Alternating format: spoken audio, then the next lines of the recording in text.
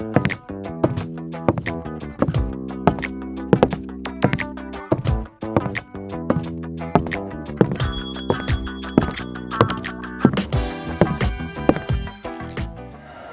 ketemu lagi sama aku Edita Carla di Easy People. Di Easy People kali ini aku akan ketemu sama salah satu seniman yang unik dan keren banget. Pokoknya kamu harus ketemu sama seniman yang aku bilang itu. Penasaran kan? Yuk ikut aku.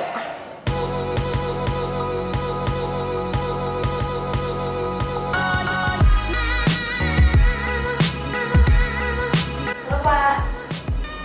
Hei, apa kabar? Nah ini dia seniman yang tadi aku udah bilang ke kamu. Ismet Zainal Effendi, pria kelahiran Cianjur 20 April 1976 ini merupakan seorang seniman, dosen, dan menjabat sebagai Kepala Program Studi Seni Rupa Murni di Universitas Kristen Maranatha, Bandung. Pada tahun 1994, beliau mulai berkarya saat memasuki Akademi Seni Rupa di Jogja, tetapi tidak sampai selesai. Tahun 1997, beliau memutuskan berkuliah di Institut Teknologi Bandung atau ITB dengan jurusan Seni Rupa Murni. Pendidikan S2 dan S3-nya pun telah diselesaikan di ITB dengan jurusan atau program studi yang sama. Saat masih berstatus sebagai mahasiswa pun, beliau menjadi finalis Young Artist Painting Competition di Seoul, Korea Selatan pada tahun 2000 dan diundang ke negara tersebut. Menjadi mahasiswa berprestasi tidak lantas membuat dirinya cepat puas. Sampai saat ini pun beliau terus berkarya. Di samping pekerjaannya sebagai seniman, beliau memiliki hobi unik yaitu memelihara reptil, membuat aksesoris bergaya Indian, dan mengoleksi benda-benda antik dan unik yang sekarang jumlahnya sudah mencapai ribuan. Wow! Kalau kamu ikutin aku di Instagram, kamu bisa lihat salah satu postingan aku itu ada postingan bareng sama Pak Ismet waktu aku lagi ke pamerannya Pak Ismet waktu itu.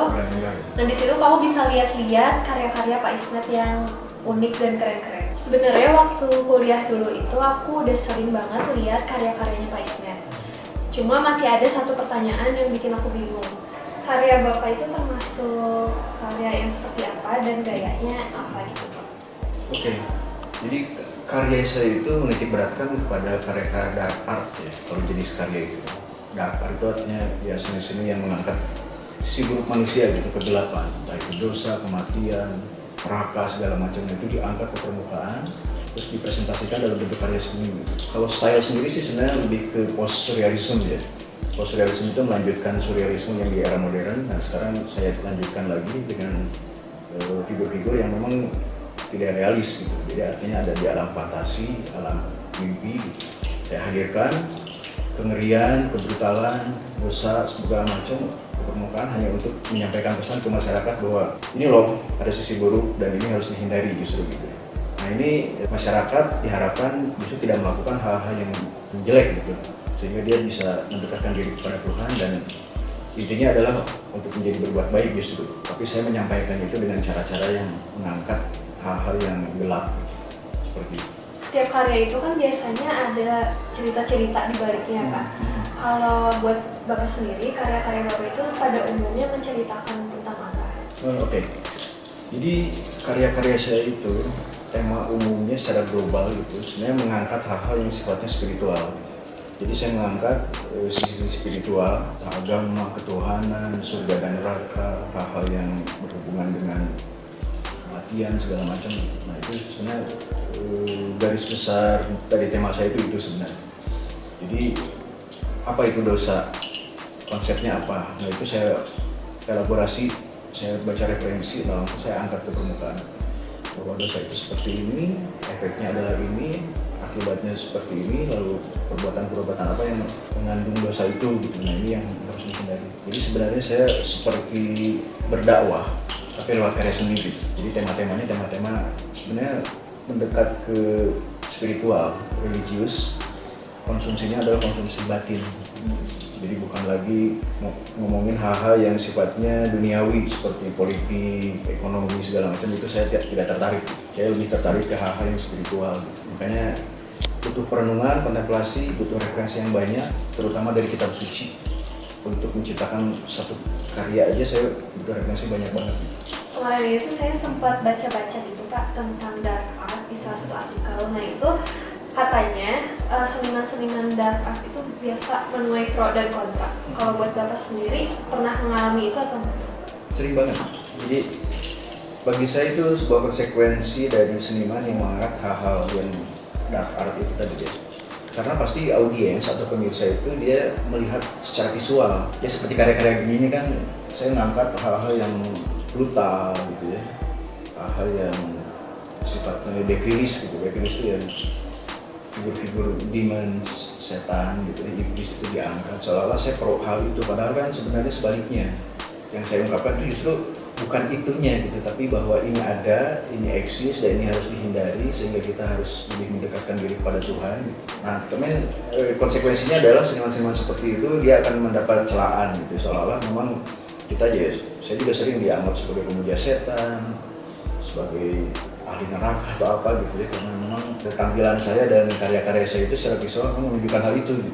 Padahal sebaliknya, karena seniman itu memang harus melakukan hal yang unik gitu ya, yang tidak biasa yang dilakukan oleh orang lain. Kalau saya menampilkan kebaikan dengan cara menampilkan hal-hal yang baik di sini ya sama aja. Itu menurut saya sih tidak asik lagi gitu, menjadi seniman.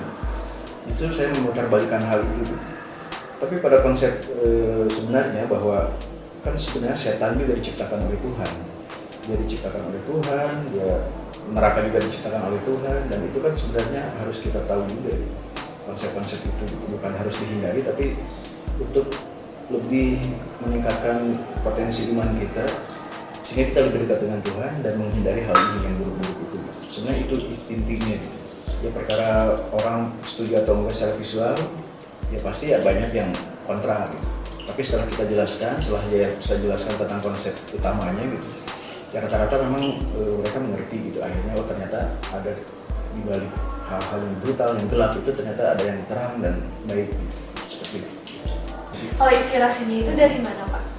Kalau ngomongin inspirasi ya banyak sekarang. Selain buku, Alkitab, kitab suci gitu ya, video klip, film, majalah, mungkin media sosial, internet itu sekarang lebih berpengaruh banyak terhadap imajinasi saya dibanding buku gitu ya, karena memang sekarang medianya seperti itu. Film juga sama, film-film terutama film yang mengangkat hal-hal yang gelap itu gitu. Tapi yang paling penting adalah referensi. Jadi referensi itu secara selain visual saya juga baca-baca banyak buku, terutama buku-buku yang mengandung konten-konten spiritual. Jadi buku-buku keagamaan saya baca, buku-buku tentang jiwa gitu ya, mengangkat tentang jiwa itu atau rohani itu saya baca semua. Ya hampir semua, ya enggak semua, tapi banyak saya baca itu, dan itu yang menjadi sumber inspirasi untuk berkarya. Selain itu juga saya harus baca banyak tentang karya-karya seni rupa kontemporer gitu ya. Saya datang ke pameran, lihat karya orang, di Instagram mungkin saya juga lihat karya-karya orang yang terbaru seperti apa. Nah itu sebagai referensi visual. Jadi itu penting kalau buat seniman. Jadi bukan hanya cari referensi teoretik, tapi juga harus cari referensi visual karena untuk mengembangkan sisi estetik di karya sendiri. Terus di titik kapan nih Bapak tuh tahu bahwa karya seni Bapak tuh ke arah dark art gitu? Oh, itu sekitar tahun 2001 atau 2000, ya sekitar awal 2000-an lah, 2001, 2002. Terutama pas saya tugas akhir di S1 di ITB. Nah, saya mulai tertarik dengan hal-hal yang sifatnya spiritual tapi di wilayah gelap, alam bawah sadar, segala macam. Nah itu awalnya ya pameran tugas akhir saya di Galeri Sumarjaya. Lalu selang sekitar beberapa bulan saya pameran juga di CCF itu berdua dengan teman saya yang sama temanya gitu ya. Baru tahun 2006 itu saya pameran tunggal di CCF, kalau sekarang itu IFI namanya.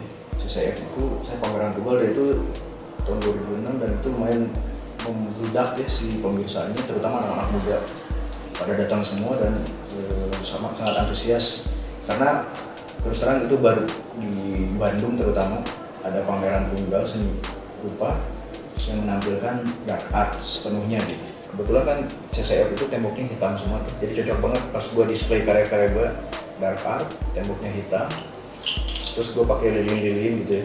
Jadi suasananya memang temaram, gelap gitu. Ini anak-anak underground Bandung itu pada datang semua. Dan diliput berbagai media, terutama majalah Playboy waktu itu ya. Dia meliput sampai 10 halaman, diliput dia belum pernah tuh memang dia meliput seniman sampai 10 halaman gitu. Jadi karya-karya saya dimasukin ke sana. Media lain juga koran-koran lokal seperti Channel Live itu udah sangat antusias waktu itu. Karena memang itu gebrakan waktu 2006 itu. Mungkin hal itu yang akan menjadi image di masyarakat Bandung bahwa saya itu tergolong seniman gotik. Itu ada julukan di salah satu koran disebut seniman gotik Bandung gitu. Nah itu gua sebenarnya tahun 2006 gitu. Kalau Bapak sendiri kan sebagai dosen nih, Bapak ngajarin style nih waktu itu ke mahasiswa atau enggak? Kalau style mungkin enggak ya, tapi saya mengajarkan kaidah-kaidahnya gitu. Artinya gini, saya ngajar mata kuliah Fantastic Art sama Digital Painting. Nah, kaidah-kaidah itu bisa dimasukkan konten-konten.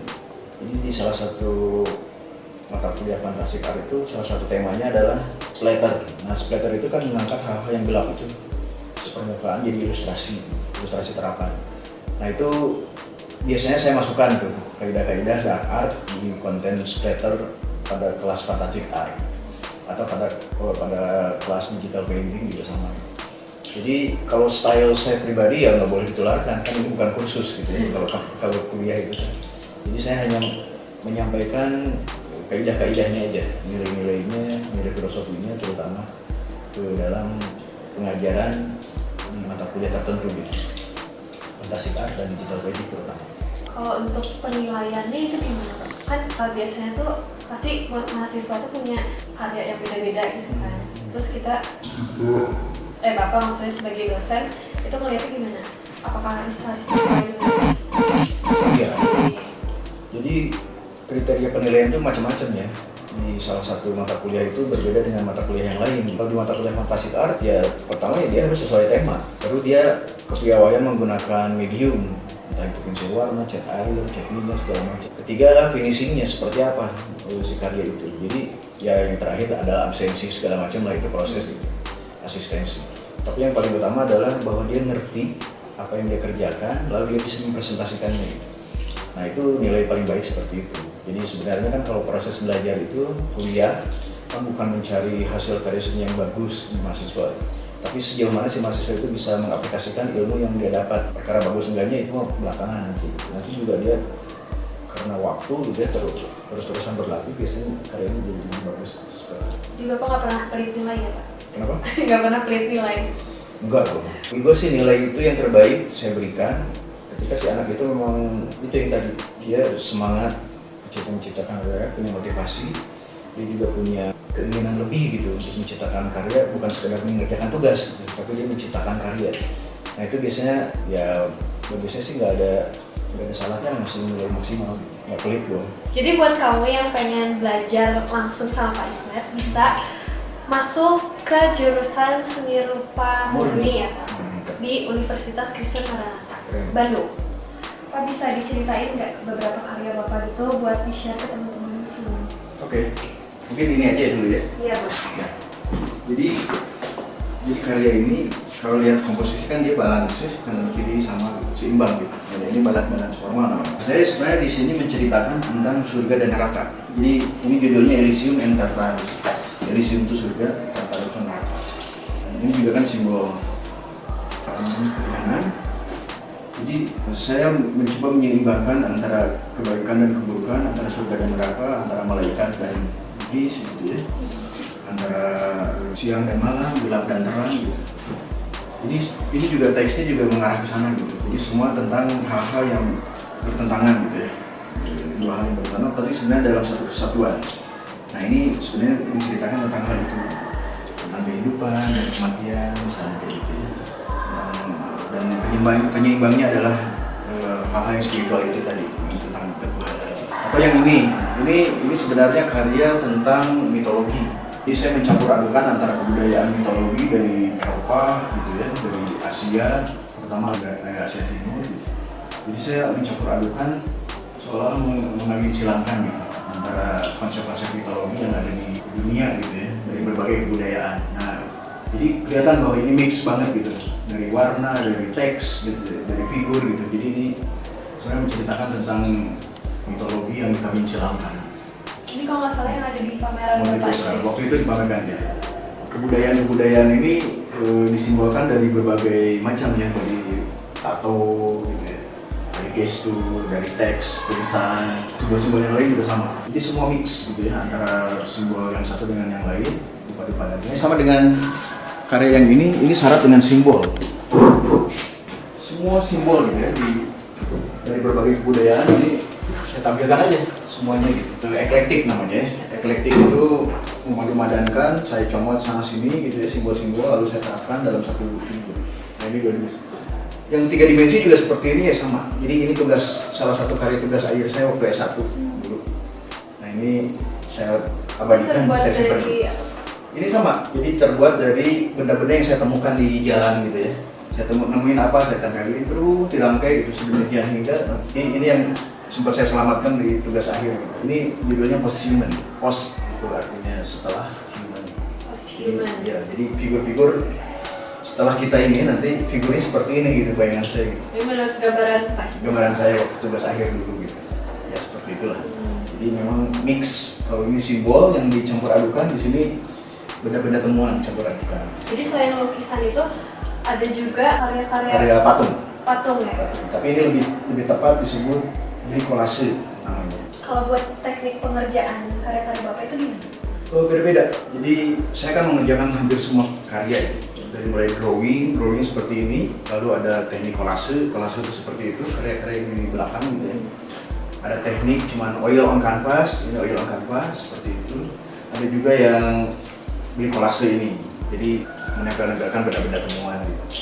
Jadi teknik itu harus saya kuasai semuanya gitu. Harus saya kuasai, jadi saya bisa mengekspresikannya dengan mudah. Kalau seniman dengan style yang sama kayak Bapak itu menurut Bapak di Indonesia udah banyak atau gimana? Sepengetahuan gue sih masih dikit ya yang berminat di dark art. Jadi gue hampir mau buat komunitas, tapi sebenarnya peminatnya juga kecil. Penikmatnya banyak, tapi penciptanya itu, kreatornya itu yang berminat di dark art tuh paling ya cuma beberapa gitu. Di bawah 10 orang mungkin, bawah sepengetahuan gue. Jadi memang masih baru dan sebenarnya di barat itu banyak tuh komunitas-komunitas yang menggeluti dark art dan mereka memang menjadi profesional artis yang sangat kaya raya ya karena dipakai oleh industri perfilman dan mereka bersinergi dengan musisi gitu bikin cover album death metal, black metalnya itu cocok. Nah kalau kita kan rata-rata band-band juga tidak bersinergi dengan seniman gitu. Mereka bikin covernya sendiri gitu seolah-olah tahu gitu. Nah kalau di kita di barat itu bersinergi dengan musisi artis itu. Jadi musisi itu menyewa seniman untuk bikin poster, bikin cover gitu ya. Di kita belum. Jadi seniman dark art itu belum sampai ke sana gitu. Belum bisa bersinergi, bukan seniman yang menutup diri tapi mungkin pihak lain. Ya saya juga nggak tahu. Kalau menurut Pak Ismet, profesi seniman itu di Indonesia cukup menjanjikan atau bisa ya bisa tidak ya kalau di Indonesia karena beberapa seniman juga sukses. Iman Marke, Sunario, Mas Riyadi, dan seniman Jogja tuh banyak yang sukses seniman Bali. Tapi sebagai profesional artis itu belum diakui oleh negara. Jadi maksudnya harusnya seniman itu sejajar dengan advokat, dokter, psikolog gitu ya. Kita enggak, kita juga belum gitu. Harusnya profesi artis itu harusnya selevel dengan politikus segala macam. Nah kita belum. Jadi pemerintah itu belum bisa mengakui bahwa seniman itu sebagai profesi modern gitu ya, profesional modern. Nah di Indonesia itu rada sulit karena memang harus mengubah pola pikir masyarakat dulu bahwa seniman itu bukan lagi hal-hal yang pribadi yang urakan, setengah gila, kumal, kecil, hanya melukis, melamun segala macam. Itu harus diubah dulu stigma itu, baru bisa menjadi paradigma yang baru di masyarakat bahwa seniman itu adalah profesi yang membanggakan karena tidak ada lagi satu profesi apapun, tidak ada profesi apapun yang bisa menciptakan sesuatu yang dari nggak ada jadi ada. Itu kan cuma seniman sebenarnya. Nah itu sebenarnya peluang ke arah sana sebenarnya tinggi di Indonesia itu, cuman ya itu harus bersinergi antara lintas seniman yang ada, akademisi dan pemerintah, itu baru bisa terlaksana gitu ya si paradigma itu. Selama itu belum tercapai, menurut gue sih agak susah gitu. Jadi hanya perseorangan yang sukses menjadi seniman. Sisanya ya saya nggak tahu. Jadi tukang gambar atau apa. Menjadi gelandangan atau juga. Nah makanya kamu harus banget nonton video aku sebelumnya tentang alasan kenapa desain itu nggak gratis. Di situ aku bahas juga alasan kenapa sih kita harus menghargai pekerjaan desainer dan seniman gitu. Jadi Pak, saya tuh sering dapet DM gitu atau nggak komen-komen yang pada nanya harus bisa gambar nggak sih? Tapi kan ini saya biasanya dalam konteks desain interior gitu. Kalau mungkin ada teman-teman juga yang pengen jadi seniman kayak Bapak gitu, harus jago gambar atau enggak sih? Nggak harus. Yang penting motivasi dia kalau memang dia pengen bergelut di dunia seni rupa gitu, dia harus motivasi itu. Kalau jago dan enggaknya menggambar itu kan bisa dilatih gitu ya. Yang penting interest dulu di dunia seni rupa itu. Terus harus kuliah menurut gue sih, harus sekolah. Karena seniman tanpa sekolah juga rada susah gitu, menjadi membangun karirnya untuk saat ini ya. Jadi seniman otodidak itu nanti mudah tersingkirkan karena yang lain punya basic akademik. Nah ini memang harus sekolah, punya motivasi, sekolah, lalu dia intens berkarya kapanpun gitu ya. Udah lulus juga sampai kayak gue sekarang, udah lulus ya terus aja berkarya sampai sekarang gitu. Dia tidak boleh berhenti gitu. Jadi menjadi seniman itu sebenarnya kan bukan sebuah cita-cita yang harus dikejar seperti jadi dokter gitu ya, ada gelarnya gitu. Seniman kan nggak ada sebenarnya. Tapi ya komitmen diri sendiri itu, bagaimana bisa menjaga nilai-nilai estetika itu dan diungkapkan dalam karya seni, dan itu terus kontinu sepanjang hidup, bahkan mungkin sampai hampir meninggal juga tetap berkarya gitu. Nah jadi komitmen itu yang kita kenal dengan idealisme. Pak, ada pesan-pesan nggak buat teman-teman di luar sana yang pengen jadi seniman gitu kayak gitu?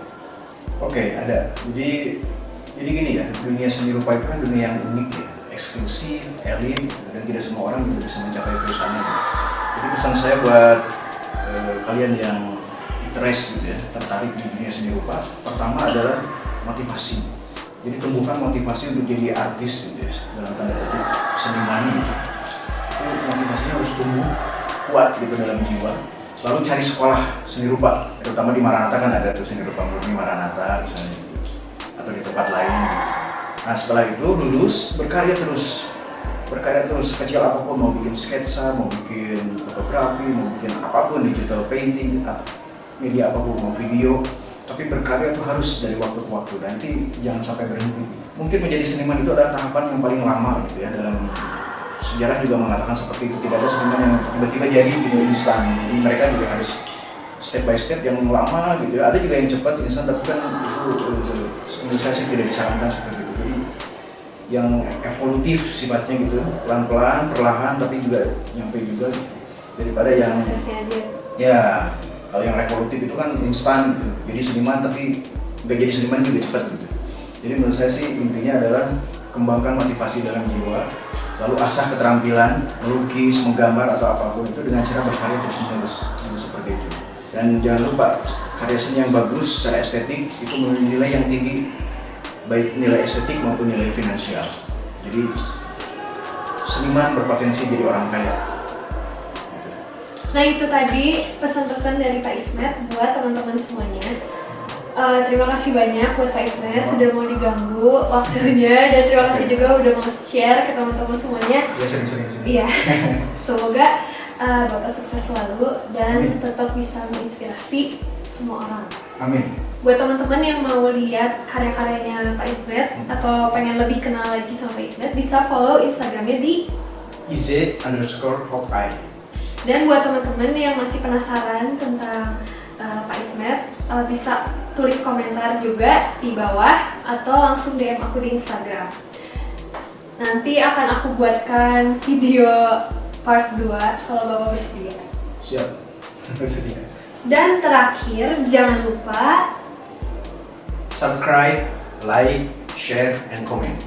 Terima kasih.